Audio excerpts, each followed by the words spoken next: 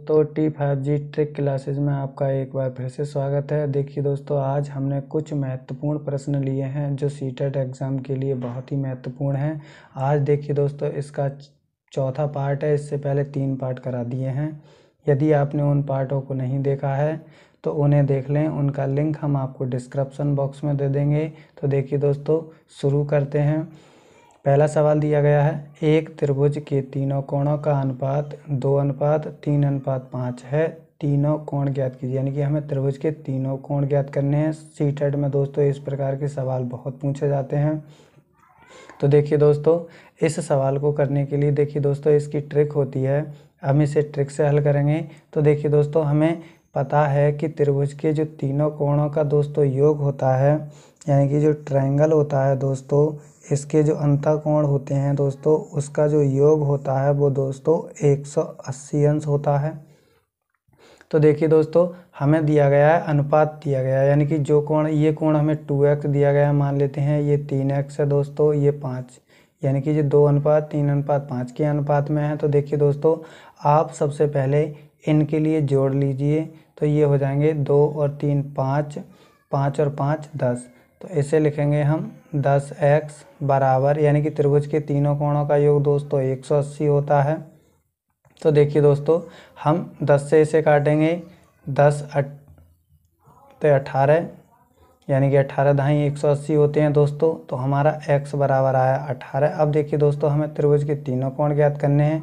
तो देखिए दोस्तों, 18 की हम 2 के साथ गुणा करेंगे। तो देखिए दोस्तों, हमारा कोण A आएगा 36 अंश, और देखिए दोस्तों कोण B आ जाएगा हमारा 18 और 3 की गुणा करेंगे दोस्तों, तो ये 54 अंश आ जाएगा। अब देखिए दोस्तों, 18 और 5 की गुणा करेंगे, कोण C बराबर आ जाएगा वो दोस्तों 90 अंश, यानी कि 18 पंजे 90। तो दोस्तों, इस प्रकार के सवालों को आप इस प्रकार से हल कर सकते हैं।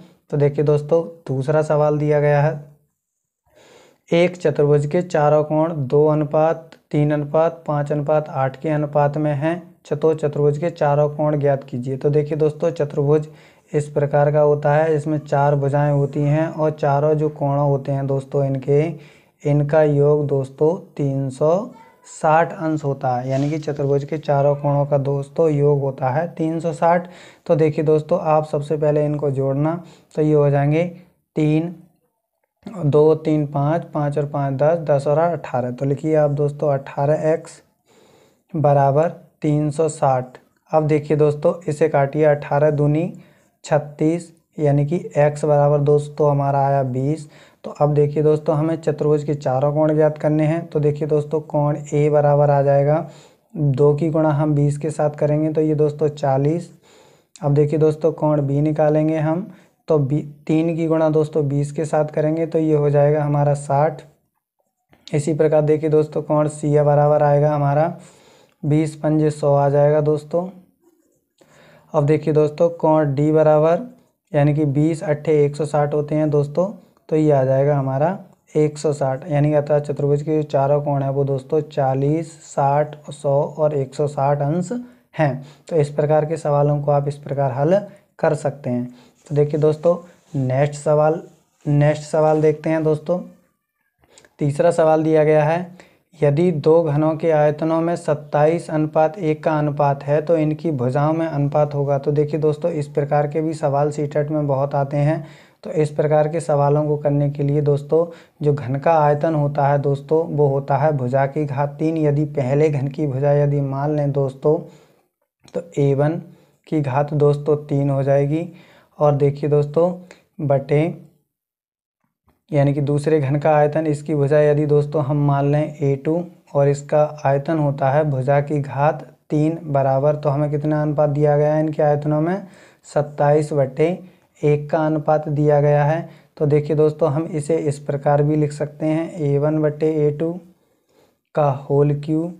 अब देखिए दोस्तों, हम इसे लिखेंगे 3, यानी कि 27 का जो घनमूल होता है वो दोस्तों 3 होता है, और 1 का दोस्तों घनमूल होता है वो 1 होता है। तो इसे लिख सकते हैं हम 3। अब देखिए दोस्तों, यदि हम दोनों ओर का घनमूल लेंगे तो ये आ जाएगा हमारा A1/A2 बराबर 3/1। तो देखिए दोस्तों, इनकी भुजाओं में जो अनुपात होगा वो A1:A2 बराबर आ जाएगा 3:1, यानी कि जो दो घनों के आयतन यहाँ दोस्तों 27:1 का अनुपात है, तो इनकी जो भुजाओं में अनुपात होगा दोस्तों वो 3:1 होगा।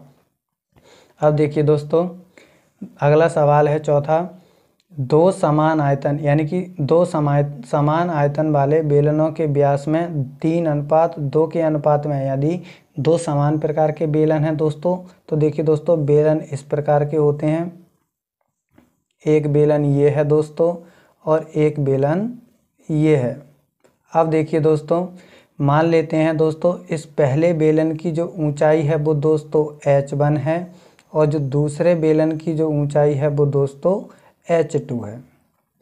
अब देखिए दोस्तों अब हमसे कहा गया है यानी कि दो बेलनों के व्यास हैं दोस्तों, यानी यहाँ से लेके यहाँ तक की जो दूरी है वो 3 और यहाँ 2, यानी कि इतने दी गई है हमें, यानी कि 3:2 में दी गई है। तो हमें क्या ज्ञात करना है, इनकी ऊंचाइयों का अनुपात ज्ञात करना है। तो देखिए दोस्तों हम आयतन दिए गए हैं हमें समान आयतन, तो देखिए दोस्तों बेलन का आयतन होता है πr² और h। यहाँ हमें दो बेलन दिए गए हैं, तो देखिए दोस्तों हम लिखेंगे यहाँ पर πr1² और h बराबर, यानी कि h1 मान लेते हैं दोस्तों। दूसरे बेलन की ऊंचाई को हमने h2 माना है दोस्तों, तो हम h2 लिखेंगे, यानी कि दूसरे बेलन की h2 πr2² h2। अब देखिए दोस्तों पाई से हम पाई काट देंगे दोस्तों, यानी कि हमें व्यासों का अनुपात दिया गया है। तो देखिए दोस्तों जो त्रिज्या होती है वो व्यास की आधी होती है, तो यानी कि जो पहले बेलन की त्रिज्या होगी दोस्तों वो 3 की क्या होगी, आधी होगी। तो यहाँ r1 की जगह हम क्या लगाएंगे 3/2, तो हम लिखेंगे दोस्तों 3/2 की घात 2 और गुणा h1 और बराबर देखिए दोस्तों यहाँ r2 बराबर हमें दिया गया है 2, तो इसकी 2 है, तो इसका जो त्रिज्या होगी दोस्तों वो होगी इसकी आधी, यानी कि आधा कर देंगे हम, 2 से भाग लगा देंगे दोस्तों, तो इसका वर्ग और h2। अब देखिए दोस्तों यहाँ हो जाएंगे हमारे 9/4 गुणा h1 बराबर, अब देखिए दोस्तों हम 2 से इसे काट देंगे, तो यहाँ 1 और 1 का वर्ग होता है दोस्तों, 1 और 1 की गुणा h2 के साथ करेंगे तो दोस्तों ये आ जाएगा हमारा h2। अब देखिए दोस्तों इस h2 को हम इधर लेके आएंगे और 9/4 की गुणा इधर करेंगे, तो ये आ जाएगा h1/h2 बराबर 4/9। अतः दोस्तों इसकी ऊंचाइयों का जो अनुपात होगा h1:h2 बराबर वो 4:9 होगा दोस्तों। अगर दोस्तों ये वीडियो आपको अच्छा लगा हो तो चैनल को सब्सक्राइब कीजिए, लाइक कीजिए, कमेंट कीजिए। मिलते हैं ऐसी ही शानदार ट्रिक के साथ अगली वीडियो में। Thank you for watching.